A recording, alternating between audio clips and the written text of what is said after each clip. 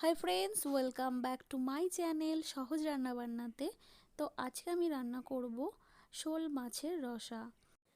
আপনারা অনেকেই জানেন যে এই মাছ স্বাস্থ্যের পক্ষে অনেক উপকারী, আর এইভাবে রান্না করলে রান্নাটি খেতেও খুব সুস্বাদু লাগবে। তো আমি কি করে রান্না করব সেটাই আপনাদেরকে দেখাবো। তো চলুন রান্নাটা শুরু করা যাক। আমি এখানে নিয়ে নিয়েছি শোল মাছ। তো এই মাছগুলোকে ভালো করে পরিষ্কার করে নিতে হবে। হালকা নুন গরম জল দিয়ে পরিষ্কার করে নিলে এর মধ্যে যে বিজল বা একটা ভাব থাকে সেটা তাড়াতাড়ি কেটে যায়। তো আমি এর মধ্যে এখন নুন দিয়ে দেব পরিমাণ মতো, আর 1 চামচ হলুদ গুঁড়ো দিয়ে দেব। ভালো করে মাছগুলোকে মেখে নেব। দেখুন, এইভাবে ভালো করে মাছগুলোকে মেখে নিতে হবে,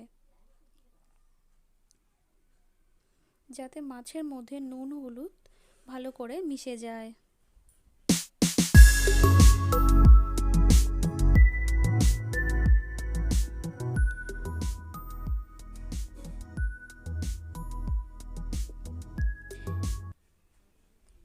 এবার আমি গ্যাসটা অন করে দিলাম। এর মধ্যে আমি একটি কড়াই বসিয়ে দেব। কড়াইটা বেশ ভালো মতো গরম হয়ে গেলে আমি এর মধ্যে মাছগুলোকে ভাজার জন্য পরিমাণ মতো তেল দিয়ে দেব।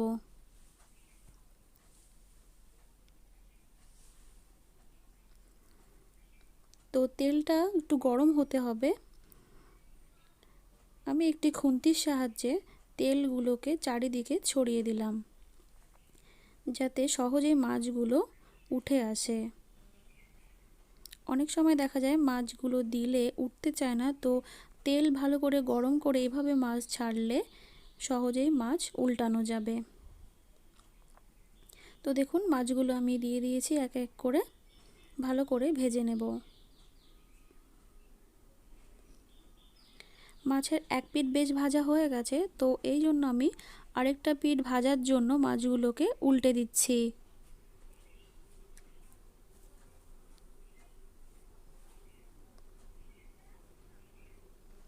দেখুন, এইভাবে সাবধানে আপনারা কাজটা করবেন যাতে মাছ ভেঙে না যায়।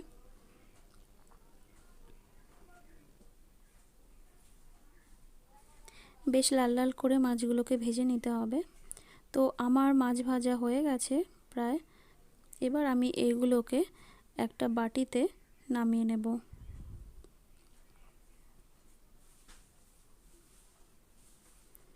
দেখুন, বেশ হয়ে গেছে লাল লাল করে ভাজা। তো এবার আমি একটা বাটিতে নামিয়ে নিয়েছি।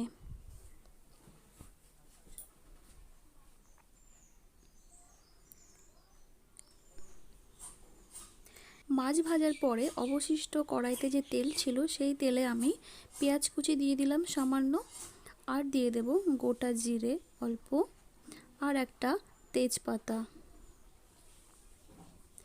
এগুলোকে ভালো করে একটু ভাজা ভাজা করে নিতে হবে।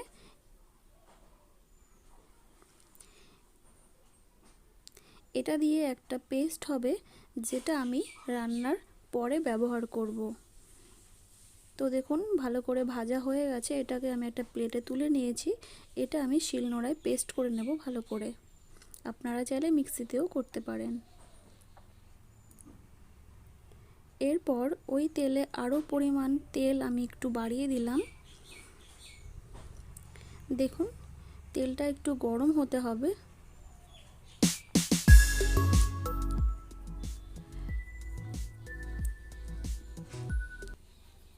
তেলটা বেশ গরম হয়ে গেছে। এবার এই তেলের মধ্যে আমি ফোড়নের জন্য গোটা জিরে দিয়ে দেব অল্প পরিমাণ,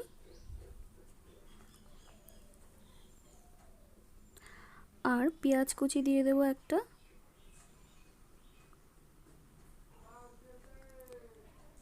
ভালো করে ফোড়নটাকে ভেজে নিতে হবে।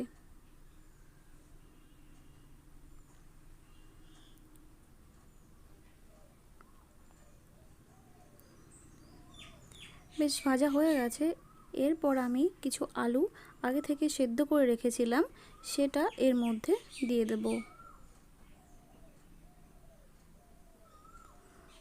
আলুগুলোকে দিয়ে ভালো করে নাড়াচাড়া করে নিতে হবে।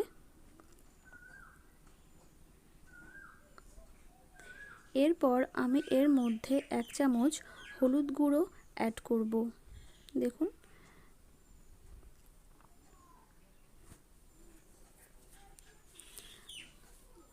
আবার ভালো করে এগুলোকে মিশিয়ে নাড়াচাড়া করে নেব।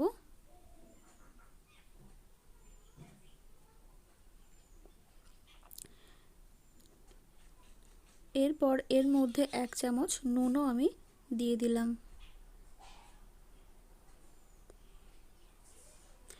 আলু ভাজার সময় হালকা একটু নুন দিলে আলুটার ভেতর নুনটা চলে গেলে বেশ ভালো লাগবে খেতে। দেখুন, আলুটা ভাজা হয়ে গেছে।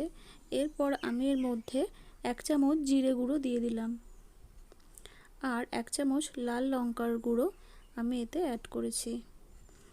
আবার সব মশলাকে ভালো করে নেড়েচেড়ে নেব।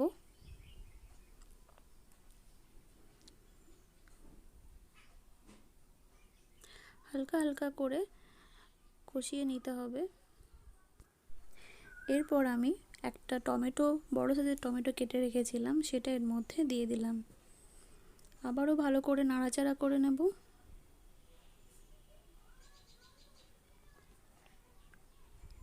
টমেটো আর আলু ভালো করে কষে গেলে এর মধ্যে আমি 2 গ্লাস পরিমাণ মতো জল ব্যবহার করব। দেখুন, জল দিয়ে দিলাম।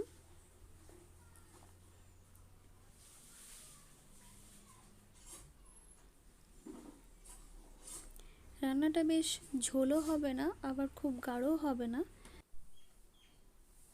তো দেখুন, জল দেওয়ার পরে এইবার জলটাকে ফুটতে দিতে হবে 5 মিনিটের জন্য।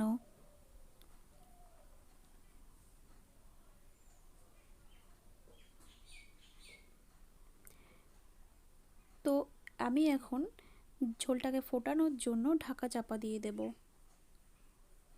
দেখুন, ঢাকা চাপা দিয়ে দিলাম। এবার 5 মিনিট ওয়েট করব। আর এই সময় গ্যাসের ফ্লেমটা মিডিয়াম করে রাখব। দেখুন, 5 মিনিট পরে আমি ঢাকনাটা খুলে দিয়েছি আর আমার ঝোলটাও বেশ ফুটে উঠেছে, দেখতেই পাচ্ছেন। তো আমি এবার মাছগুলোকে একে একে এর মধ্যে দিয়ে দেব।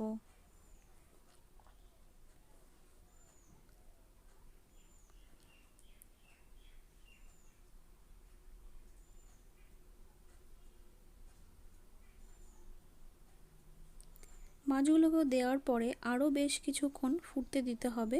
ওই ধরুন 2 থেকে 3 মিনিট বেশ ফুটিয়ে নেব।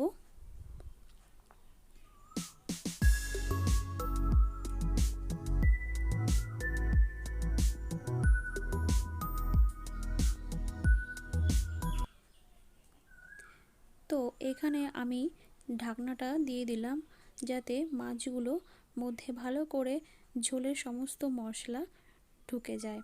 তো দেখুন, আমি ঢাকনাটা খুলে দিলাম। উপরে তেলগুলো ভেসে উঠেছে আর ঝোলটাও বেশ একটু কমে গেছে।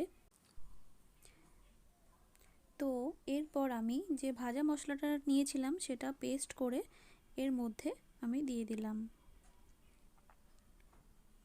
তো মশলাটাকে ভালো করে তরকারির সঙ্গে মিশিয়ে দেব। দেখতেই পাচ্ছেন, এরকম করে মিশিয়ে দিতে হবে।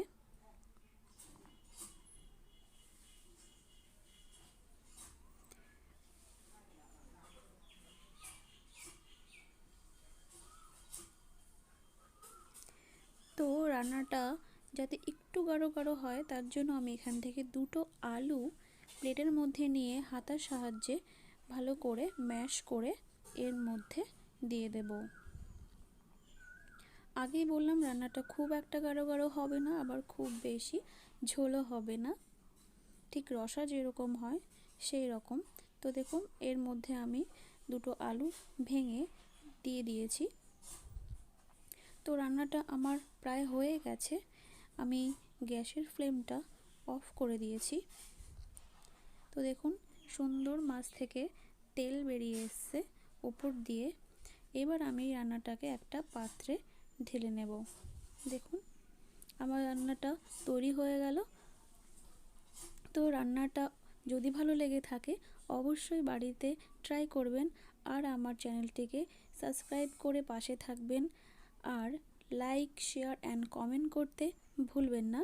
দেখা হবে নেক্সট ভিডিওতে। ভালো থাকবেন সবাই।